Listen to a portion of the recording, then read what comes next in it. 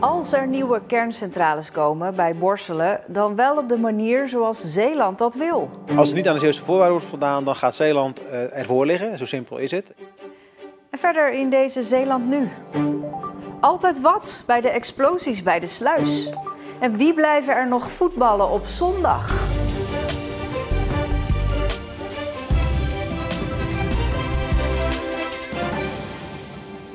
Goedenavond. De provincie werkt niet mee aan de eventuele komst van 2 nieuwe kerncentrales als er niet wordt voldaan aan alle Zeeuwse voorwaarden. Dat zegt gedeputeerde Debat. De ongerustheid in Zeeland neemt toe. Komen er grote koeltorens, zoals bij Doel?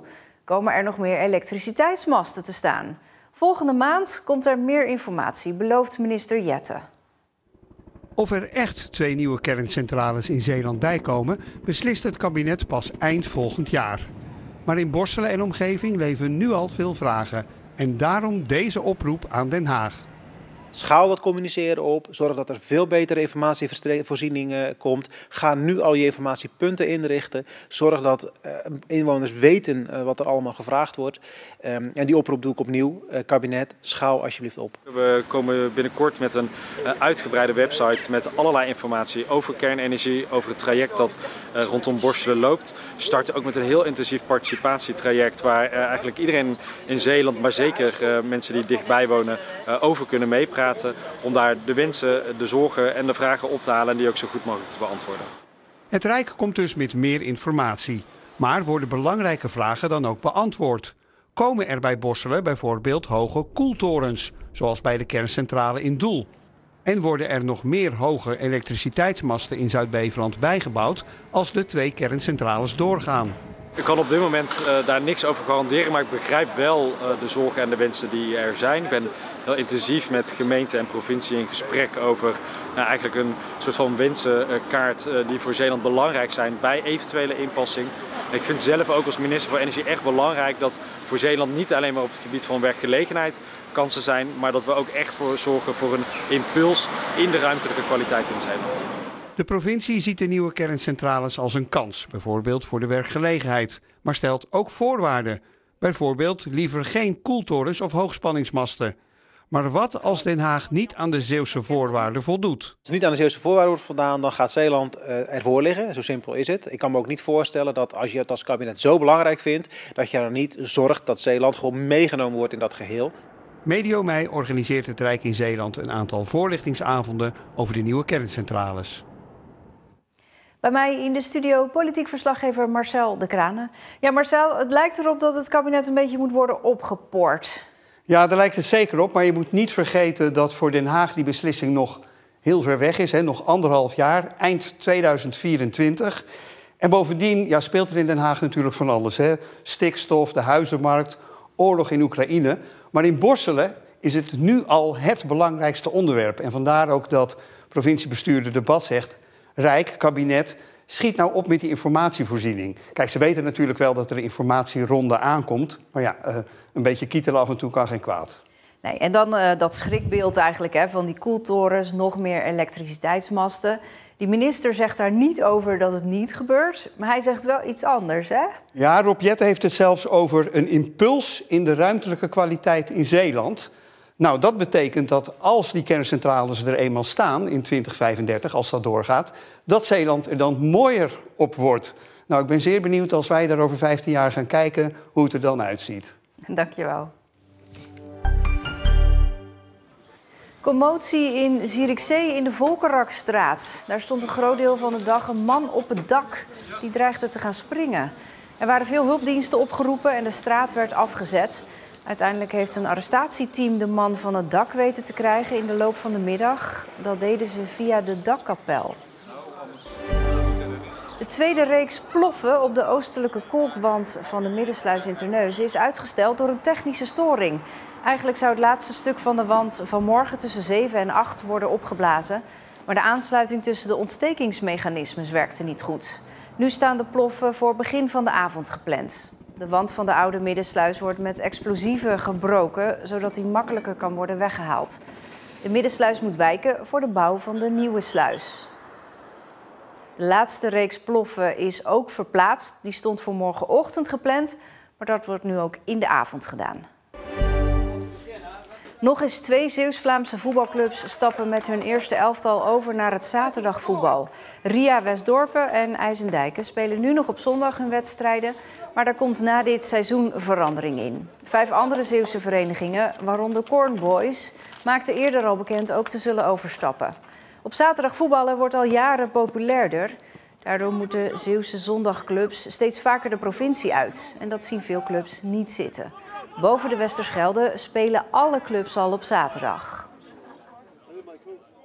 Zeeuwse gemeentes zijn druk bezig om de oude straatlantaarns te vervangen door ledlampen.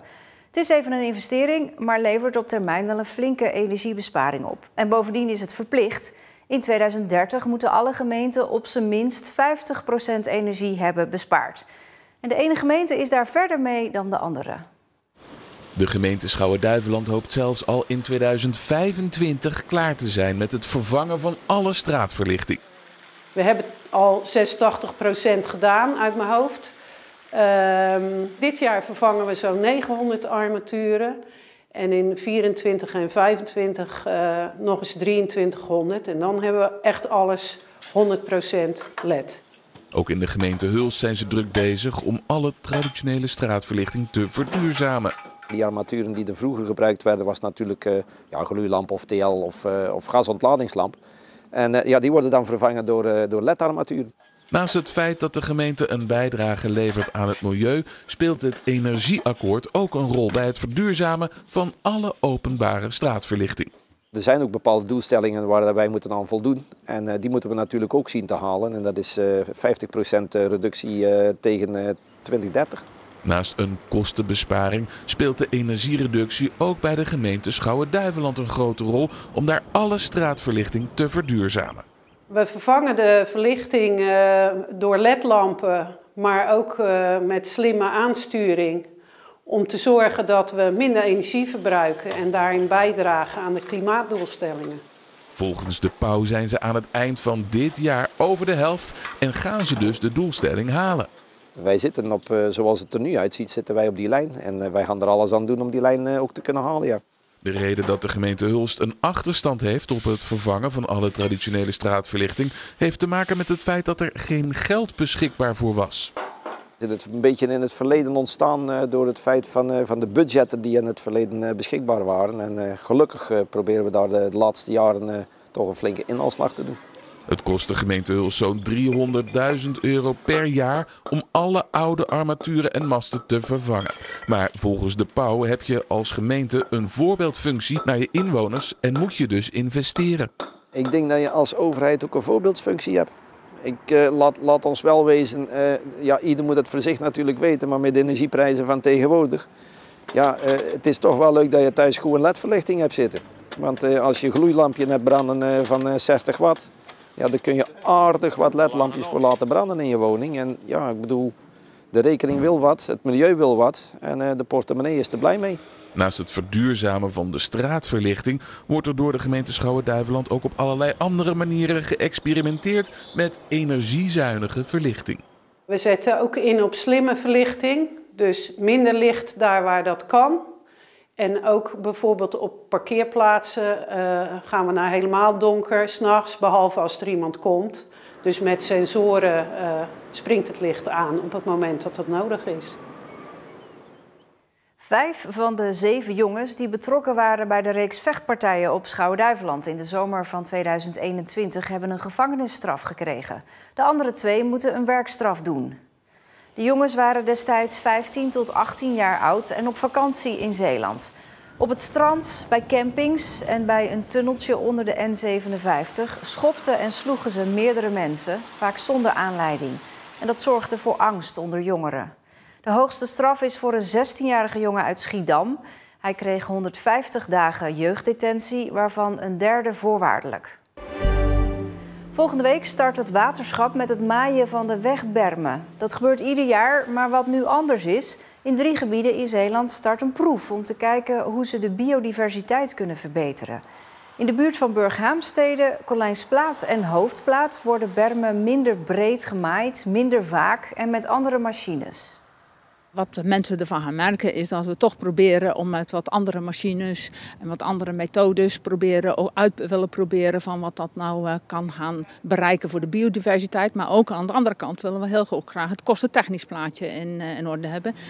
De proef duurt 3 tot 5 jaar en daarna wordt gekeken of het nieuwe maaibeleid ook in de rest van Zeeland kan worden toegepast.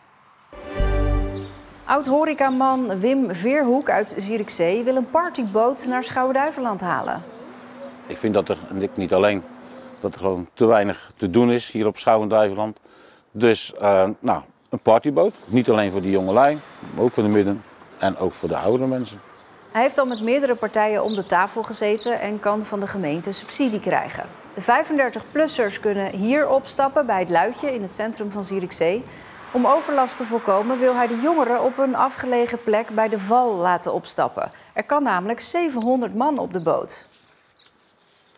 Als we de boot opgaan, dan zal dat allemaal goed gaan, denk ik. Daar ga ik wel vanuit. Maar goed, als jongelui wat terugkomt, dan is dat misschien wat luidruchtiger. En daar is eigenlijk een goede plek.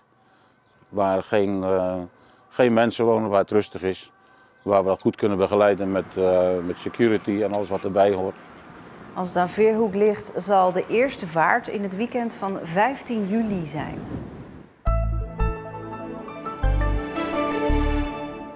Er waren vanochtend nog vrij veel stapelwolken en hier en daar ook een paar buien, vooral rond de Oosterschelde. Maar uiteindelijk werd het zonnig, al was het niet warmer dan een graad of 9. Morgen minder wind en ook weer flinke zonnige periode, maar warm is het nog steeds niet. Het schijnt met Koningsdag zelfs kouder te worden dan dat het met Oud en Nieuw was. Meer daarover lees je vanavond op onze website. Maar een thermoshirt aantrekken als je de hele dag op een kleedje op de rommelmarkt moet zitten, is waarschijnlijk geen overbodige luxe. Dit was Zeeland Nu. Een fijne avond.